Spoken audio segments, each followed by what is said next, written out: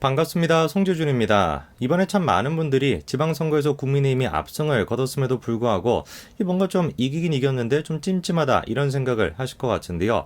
아무래도 이유는 딱 한 가지겠죠. 이재명이를 정리하지 못해서 그렇습니다. 우리가 생각했던 완벽한 시나리오는 이재명이가 인천 계양을 해서 떨어지는 거. 그럼 정치 인생의 끝장이 날 테니까 당연히 자기를 둘러싼 수사가 진행이 되면은 책임을 질 수밖에 없으니까 그게 우리가 생각했던 최선의 시나리오죠. 솔직히 그런데 이재명이가 인천 계양을 해서 떨어질 거다.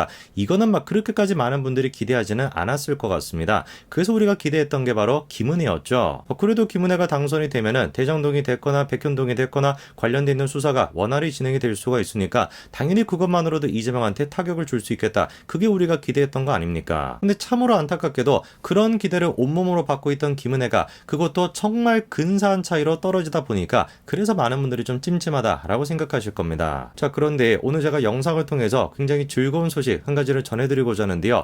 다른 게 아니라 김혜경 씨가 최근 들어서 모습을 드러냈다라고 합니다. 아마 제가 기억하기로 마지막으로 모습을 드러냈던 게 지난번 사전투표할 때 그때였던 것 같고 이재명이랑 같이 모습을 드러냈던 건 꽤 오래된 것 같습니다. 근데 이번에 보니까 이재명이랑 같이 모습을 드러냈더라고요. 뭔가 김혜경 본인 스스로가 기대하는 게 있고 꿈꾸는 게 있다 보니까 이재명의 공식적인 행사에 같이 모습을 드러냈다라고 봐야 될 건데 오늘 제가 영상을 통해서 말씀드리고자 하는 건 딱 한 가지입니다. 김혜경 씨 그 꿈 깨시라는 겁니다. 지난번 대선 기간에 김혜경 씨를 둘러싼 논란 이후로 김혜경 씨가 모습을 거의 보이지 않았는데요. 놀랍게도 이번에 김혜경 씨랑 이재명 두 사람이 같이 있는 모습이 포착이 됐습니다. 다른 게 아니라 이재명의 인천 계양을 지역구 간담회 자리에 김혜경 씨가 참석을 했던 것인데요. 이렇게 김혜경 씨가 모습을 보인 건 사전투표 이후로 처음입니다. 그런데 그때 당시 우리가 주목해봐야 되는 게 한 가지가 있었죠. 김혜경 씨는 분당 자택 근처에서 사전투표를 했었고 반대로 이재명 후보 같은 경우는 광화문 인근에서 사전투표를 했었습니다. 즉 김혜경 씨랑 이재명 두 사람이 부부 동반으로 같이 투표를 하지 않았다라는 거죠. 이거를 우리가 주목해봐야 되는 이유가 지금까지 이재명, 김혜경 두 사람은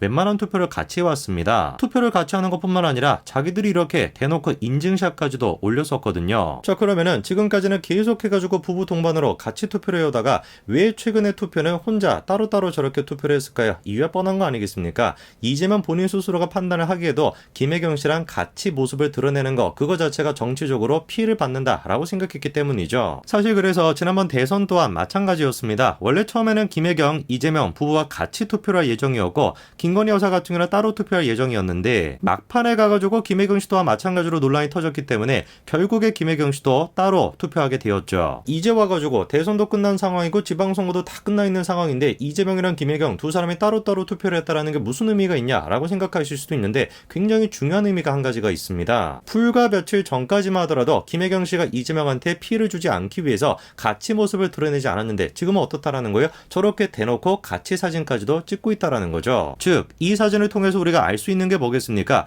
적어도 김혜경, 이재명 두 사람이 판단하기에 지금은 자기들이 안전하다라는 거겠죠. 그리고 그렇게 안전하다라고 생각하는 이유는 이재명이가 국회의원이 됐으니까. 그러니까 국회의원이 되기 전까지만 하더라도 남편한테 혹시라도 피해를 줄까봐 같이 모습을 드러내지 않다가 국회의원이 되자마자 저렇게 공식적인 자리에 같이 모습을 짠 하고 등장해가지고 사진까지도 찍고 있는 거 아니겠어요? 자, 그런데 오늘 제가 영상을 통해서 말씀드리겠다는 게 뭐였습니까? 김혜경이 됐거나 이재명이 됐거나 국회의원이 됐으니까 특권으로 뭔가 자기들이 안전하겠지라고 생각하고 있는 그 꿈을 깨셔야 된다. 이런 말씀을 드리지 않았습니까? 우선 그 꿈을 깨야 되는 첫 번째 이유가 이재명 본인 스스로가 당내의 입지가 지금 흔들리고 있다라는 거예요. 계속해가지고 친문 세력과 친명 세력, 양쪽 세력 간의 갈등이 이어지고 있는 상황이죠. 그런 상황에서 결국에 비상대책위원장으로 우상호 의원이 결정이 됐습니다. 우선 일단 겉으로 우상호가 내놓고 있는 메시지를 보면은 내부 분열해서는 안 된다 이런 차원으로 얘기하는 것 같은데 그리고 우상호 본인 스스로 며칠 전까지만 하더라도 이재명 당권 도전 이거 문제가 있다 이런 식으로 입장을 내놓지 않았습니까? 아마 이재명이가 계획했던 시나리오는 국회의원을 일단 되고 그리고 당대표까지 돼가지고 당 전체를 장악하는 것이었는데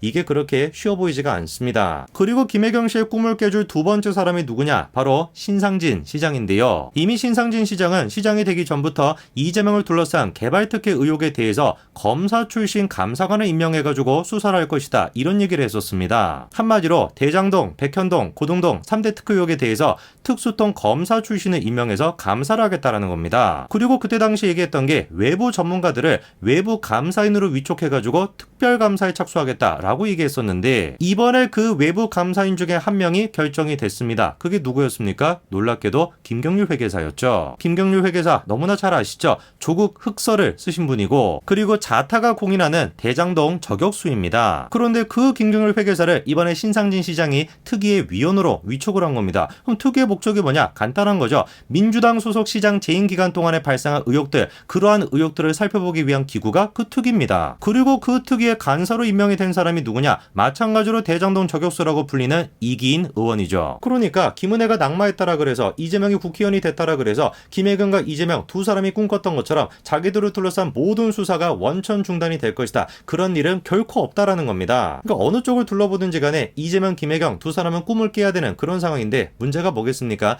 민주당 내에서 억지로 지금 두 사람이 계속해가지고 꿈을 꾸도록 만들고 있다라는 거예요. 놀랍게도 이번에 민주당에서 추진하고 있는 게 뭡니까? 시행령 통제법, 이거를 추진하고 있습니다. 도대체 이게 뭔지를 보니까 국회 상임위원회가 대통령령, 총리령, 부령을 법률적으로 판단해서 소관행정기관의 장에게 수정 변경을 요청할 수 있도록 하겠다는 거예요. 그 대통령이 됐거나 총리가 됐거나 행안부가 됐거나 뭐 각각의 부처들이 원래 시행령이라고 하는 걸 낼 수가 있지 않았습니까? 그거는 그냥 행정 절차로 그 자체로 존중을 받았었는데, 이제 어떻게 하겠다라는 거예요? 국회에서 시행령조차도 간섭을 하겠다. 이게 지금 법안의 골자입니다. 민주당은 그거에 대한 근거를 헌법을 봐봐라, 입법권은 국회에 속한다라고 규정하고 있지 않냐. 당연히 법률 제정 권한은 국회에 있어야 되는 것이다. 즉 법률 제정권은 국회만 가지고 있어야 되는 것이지 행정부가 가져서는 안 된다, 이런 얘기입니다. 근데 저게 웃기는 얘기인 게, 애당초 시행령이라고 하는 건 법규명령과 행정명령 두 가지로 나뉘게 됩니다. 그리고 법규명령이라고 하는 것은 법률적인 규정이 없으면 효력이 없어요. 사실상 그러니까 행정부로서 행정명령을 내리는 거, 그게 그냥 시행령의 역할이었던 것인데, 그 행정부의 역할조차도 누가 지금 좌지우지를 하겠다라는 겁니까? 국회가 나서가지고 좌지우지를 하겠다라는 거예요. 그리고 문재인 정부에서 시행령이 없었으면 또 모르겠습니다. 근데 문재인 정부 어땠습니까? 특정경제범죄 가중처벌법 시행령, 이거 문재인 정부에서 했던 거죠. 대놓고 기업가들한테 꿀밤 때리겠다, 그래가지고 저 시행령을 냈던 것이고, 그리고 유아교육법 시행령, 이것 또한 마찬가지로 문재인 정부 시행령이었습니다. 한창 이제 유치원 3법 때문에 시끄러웠던 거 기억나시죠? 그것뿐만이었습니까? 최저임금법 시행령, 이것 또한 마찬가지로 문재인 정부였어요. 이러니까 지금 어떤 얘기가 나오는 거겠습니까? 민주당에서 검수완박을 하더니 그걸로는 부족하다라고 생각해서 아예 그냥 대통령과 행정부 자체를 무력화를 시키는 정부 완박까지도 하려고 하는구나, 이런 얘기가 나오는 겁니다. 아직도 그러니까 정신을 못 차린 거예요. 검수완박을 일반 국민들이 호응을 해줬습니까? 당연히 호응을 안 해줬기 때문에 지방선거를 망한 것이죠. 하물며 지금 이 순간에 검찰뿐만 아니라 행정부 자체까지도 무력화를 시키겠다라고 하는데, 누가 도대체 거기에 호응을 해주겠습니까? 대통령 자리를 뺏겼다라 그래서, 행정부 자리를 뺏겼다라 그래서 아예 그냥 행정부 자체를 무력화를 시키고 국회의 권한을 키우겠다, 자기들이 다수당을 차지하고 있는 국회의 권한을 키우겠다라고 하는 민주당의 모습을 보니까